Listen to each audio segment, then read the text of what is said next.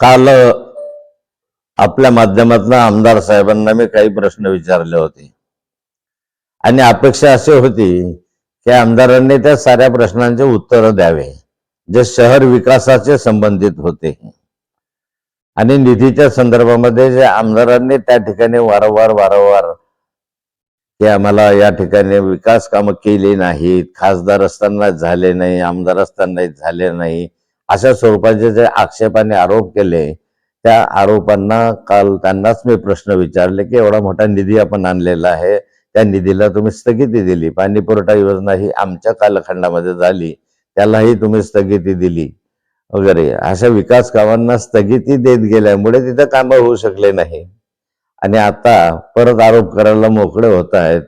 प्रश्नाचे उत्तर तरी द्यावे तशी अपेक्षा होती, परंतु दुर्दैवाने ते देऊच शकत नाही प्रश्नाचे उत्तर.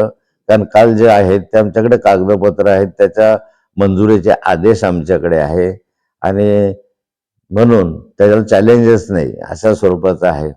पण तरीही आज काही प्रश्न अजून अनुत्तरित राहिलेले आहे जे सन्माननीय आमदारांना मी विचारू इच्छितो की आता याचे तरी उत्तर तुम्ही उद्यापर्यंत द्यावेत, म्हणजे मी समजेल की तुम्ही काहीतरी काम केलेलं आहे. तुम्ही एक वेळ असं म्हटलं होतं की हे मुक्ताईनगर शहर जे आहेत हे शिर्डी सारखंच तीर्थक्षेत्र जे आहेत ते शिर्डी शहर जसं आहे त्या शहरासारखं हे आम्ही करू. झालंय का शिर्डी सारखं, याचं उत्तर तुम्हीच द्यावं आणि जनतेने द्यावं की शिर्डी सारखं म्हणजे मोठे मोठे हॉल्स आले, मॉल्स आले, हॉटेल्स आले आणि स्वच्छ झालं, रस्ते मोठे झाले, हे शिर्डीसारखं करू याचं स्वप्न आमदारांनी दाखवलं. प्रत्यक्ष आज आमच्या शहराची अवस्था काय आहे. शहरामध्ये 7 वर्षापासून तर आमदारांचंच राज्य आहे, पण त्यामधून काय दुसरं महत्वाचं आमदारांना विचारू इच्छितो की तुम्ही घोषणा केली होती या ठिकाणी की टपरी मुक्त मुक्ताईनगर, झालं का टपरी मुक्त? मग टपरी मुक्त मुक्ताईनगर करण्यासाठी तुम्ही काय उपाययोजना केल्या, काय सहकार्य केलं की नुसत्या टपऱ्या उठवायच्या आणि परत बसवायच्या असेच उद्योग केले? टपरी मुक्त उद्योग करण्यासाठी व्यापारी संकुलाची निर्मिती करू असे वारंवार सांगण्यात आलं की एसटीच्या स्टँडच्या शेजारी आम्ही व्यापारी संकुल करणार आहोत. निवडणुका आल्या की मोजणी सुरू करायची, व्यापारी संकुल उभं करू, वरून माणसं आणून दाखवायचं, नुसतं नाटक करायचं आणि नंतर प्रत्यक्ष व्यापारी संकुल उभं केलं नाही तर तुमच्या या व्यापारी संकुलाच्या घोषणेचं काय झालं? यामध्ये व्यापारी संकुलाच्या बाबत तुम्ही काय केलं? अगदी नगरपालिका ज्यावेळेस निर्माण झाली होती त्यानंतरच्या कालखंडामध्ये 20 कोटी रुपयाचा निधी नगर विकासाच्या माध्यमातून या शहरासाठी आम्ही आणला होता. हा नगर विकासाचा विद्या आमदारांनी नंतरच्या कालखंडामध्ये दुसरीकडे बोलवला. तुम्ही तो काय बोलवला याचं उत्तर देता येईल का तुम्हाला? तो शहरासाठी होता ना, मग शहरासाठी असताना हा निधी अन्यत्र कसा काय बोलवला गेला? म्हणून नगरपालिकेच्या संदर्भामध्ये आमदारांनी जी दिशाभूल करायची सुरुवात केलेली आहे ती दिशाभूल थांबवावी. त्यांनी या प्रश्नांचे उत्तर आधी द्यावेत. त्यांनी सांगितलं की तुम्ही कॉलेजसाठी, महाविद्यालयासाठी 40,000 स्क्वेअर फूट जागा शासनाकडनं घेतली, आणखी काही जागा घेतली, पण त्या जागा शासनाच्या नियमाप्रमाणे आहे, शासनाच्या नियमाप्रमाणे त्याचा पैसा भरलेला आहे. नाहीतर तुम्ही दाखवा एकही जागा जर अनियमित असेल, फुकट घेतल्या असतील, त्याच्या किमती भरल्या शासनाच्या दराप्रमाणे, तर या जमिनी तुम्हालाच परत द्यायला तयार आहे मी. शासनापेक्षा तुम्हाला जमिनीची जास्त आवश्यकता असल्यामुळे तुम्हाला देऊ, कारण तुम्ही वेगळे आमच्या शहराच्या आजूबाजूच्या सगळ्या जमिनी तुम्हीच घेतल्या आहे, आजूबाजूच्या जमिनी, कोणाला आवश्यकता असेल त्या जमिनी तुम्हाला देऊ. शैक्षणिक प्रयोजनासाठी ज्या जमिनी घेतलेल्या आहेत त्याचा उपयोग शेवटी या शहराच्या विद्यार्थ्यांना होतो. या ठिकाणी मेडिकल कॉलेज काढलं, BMS कॉलेजमध्ये विद्यार्थी कुठले आले? आपल्या याच्यातले जास्त विद्यार्थी आहे आणि त्यात सांगू इच्छितो तुम्हाला की 9 विद्यार्थी हे मुस्लिम समाजाचे आले, त्यातल्या 7 मुली आहेत, म्हणजे अल्पसंख्याक समाजाच्या 7 मुली आणि 2 मुलं त्या ठिकाणी आहे. मायनॉरिटीतले 9 लोक डॉक्टर होतील ना याच्यामधून, जर घरी आपल्या गावचे आहेत मुक्ताईनगर शहरातले आहे, बोदवळचे आहे. मग या ठिकाणी जर हे कॉलेज झालं नसतं तर ह्या मुलांना डॉक्टर होण्याची संधी मिळाली असती का? पण आपल्याकडे आल्यामुळे आज अल्पसंख्याक समाजामधले मुलं सुद्धा डॉक्टर या ठिकाणी होऊ शकतात. मग अशा ठिकाणी एखादी जमीन घेतली सरकारच्या माध्यमातून नियमानं वेगळं कुठे त्या संदर्भामध्ये अशा ज्या अनेक व्यवस्थांच्या संदर्भात नुसत्या तुम्ही घोषणा करत गेले. मला सांगा, तुम्ही व्याघ्र प्रकल्पाची घोषणा केली, काल वाघ दिसला, आपण पाहिले.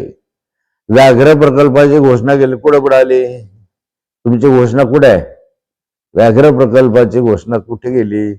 मारे त्याचं नाटक केलं, आले माणसं, आले भाऊजनी केली, तपासणी केली, निवडणुका आल्या की सगळं घोषणा करत राहायचं आणि प्रत्यक्ष कृती काही करायची नाही, अशा स्वरूपाचं केलं. त्याचं उत्तर द्या. मला याचंही उत्तर पाहिजे की संपूर्ण गावाचं पुनर्वसन करू अशी तुमची घोषणा आहे. कुठपर्यंत आलं पुनर्वसन?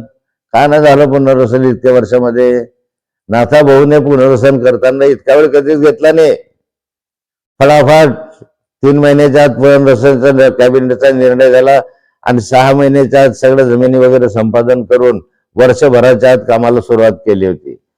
मग सरकार तुमचं, मुख्यमंत्री तुमचा, वारंवार मुख्यमंत्री इथे येतात. पुनर्वसनाचा प्रश्न प्रलंबित काय आहे?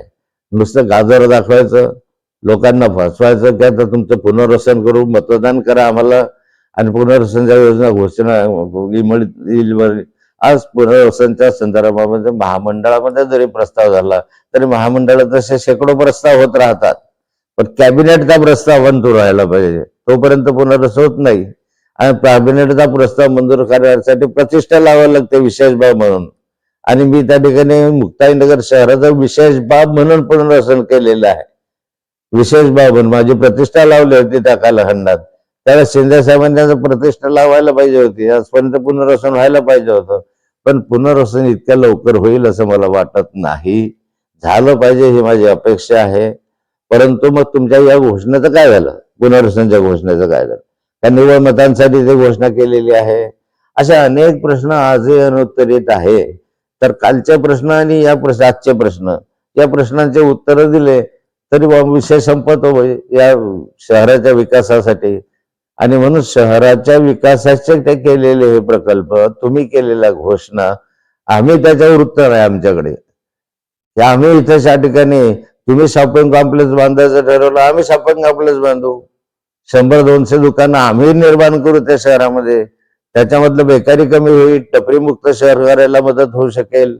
अगदी मी सांगतो, ग्रामपंचायतीच्या माध्यमातून जे केलेलं आत्ता व्यापारी सांगतो होतं छोटस, त्याच्यामधलं तुम्ही का नाही केलं? त्याच्यावर कार्यवाही. त्याच्यावरचा मजला बांधला असता, त्याच्या खालचा भाग झाला असता तर तुम्हाला तर 8 महिने 10 महिने सुरक्षित राहिला असता. पाऊसून मच्छी बाजार राहिला असता, मटन मार्केट झालं असतं, त्या ठिकाणी भाजी मार्केट खाली झालं असतं, वरच्या बाजूला कापड मार्केट वगैरे उभं करता आलं असतं. तुम्ही का नाही केलं? का तसं प्रलंबित राहिलं? का आमच्या कालखंडामध्ये झालं म्हणून त्याला हात लावायचा नाही? तुमची इच्छा नाही आहे या शहराच्या विकासाची, मायनॉरिटीच्या विकासासाठी. आणि यासाठी मायनॉरिटी तर बिलकुल बोलूच नका तुम्ही. अल्पसंख्याकांसाठी आता 3 महिन्यापासून तुम्ही त्यांच्याकडे जायला लागले, नाही तर 3 महिन्यापूर्वी याच अल्पसंख्याकांना तुम्ही मतं दिले नाही म्हणून हाकलून दिलं होतं. काल तुम्ही मतांनी दिले मला, आता निवडणूक आले म्हणून तुम्ही जरा जवळ साधायला लागले, नाही तर कधी तुम्ही त्या अल्पसंख्याक वस्तीमध्ये मला वाटत नाही गेले आणि तिथे बसले त्या ठिकाणी. आता निवडणुकीसाठी तुम्ही रांगून चलन करत आहेत. एका बाजूला त्या ठिकाणी हिंदुत्ववादी म्हणून सांगत असताना दुसऱ्या बाजूला आता कशाला गरज असायला लागेल तुम्हाला? या प्रश्नाचे उत्तर मला त्यांच्याकडनं अपेक्षित आहे. एवढंच. मुक्ताईनगरमध्ये एकंदरीत आतापर्यंत जे मुलं शिकत आहेत त्या मुलांना MIDC सारखे प्रकल्प येतील मुक्ताईनगरला, यावरतीही भाष्य केलं गेलेलं होतं आमदारकीच्या वेळेस. त्याबद्दल काय सांगत? काल मी बोललो, MIDC साठी शिंदे साहेबांनीच म्हटलं की किती कोटी रुपये? 500 कोटी रुपये MIDC साठी दिल्याचं काल शिंदे साहेब बोलले. आपल्याकडे कुठे आहे 500 कोटी रुपये? कुठे आहे MIDC? कुठं बांधकामं झाले? MIDC झाली असती तर कारखाने छोटे छोटे आले असते, उद्योग झाले असते त्या ठिकाणी, तर मग रोजगार मिळाला असता. आता सरकार त्यांचा MIDC त्यांनीच घोषणा केलेली आहे, मग MIDC का होऊ शकत नाही? मागील पत्रकार परिषदेमध्ये त्यांनी आरोप केला होता की 40,000 जागा आपण घेतलेली आहे शाळेसाठी. 40,000 स्क्वेअर फूट जागा ही नियमानं घेतलेली आहे. अशा कित्येक ठिकाणी जागा घेतलेल्या आहे. ईसरने घेतली. महाराष्ट्रामध्ये अनेक संस्थांनी अशा जागा घेतलेल्या आहे. पण त्याचा नियमित पैसा दिलेला आहे, गव्हर्नमेंटने दिलेला आहे. गव्हर्नमेंटने त्याचा पैसा भरून दिलेला आहे, फुकट जमिनीने दिल्या. शाळेसाठी जागा घेतली, परंतु त्या शाळेमध्ये विद्यार्थ्यांसाठी 40 ते 50 हजार रुपये लागतात, असा त्यांचा आरोप होता. अच्छा, 40-50 हजार रुपये लागतच नाही. शाळा आहे त्याची फी लागणारच आहे त्या संदर्भामध्ये. आणि तिथली शाळेला काही 40-50 हजार लागत नाही, इथल्या शाळेला लागतात. या शाळेला इके टॅलेंटला लागतात, त्या शाळेला लागतच नाही.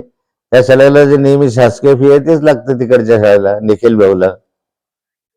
पुनर्वसन टप्पा क्रमांक 3 मध्ये 22 लोकांचं अजून त्यांना जागा मिळाली नाही, असंही त्यांचं म्हणणं होतं. तर मग तुम्ही काय केलं? 22 लोकांचं राहिलं 7 वर्ष. ते माझं काम आहे की तुमचं?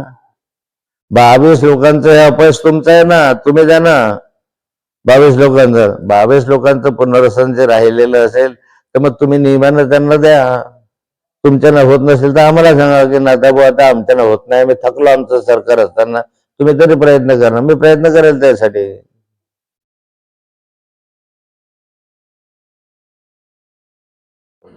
बाकी काय?